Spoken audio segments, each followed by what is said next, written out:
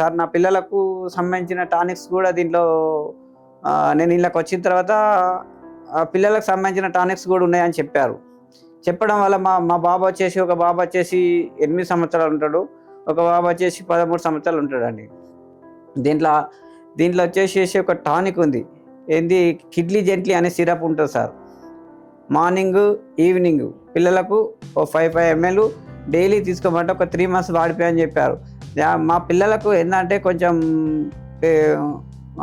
మైండ్‌లా కొంచెం జ్ఞాపకశక్తి తక్కువ ఉండేది సార్.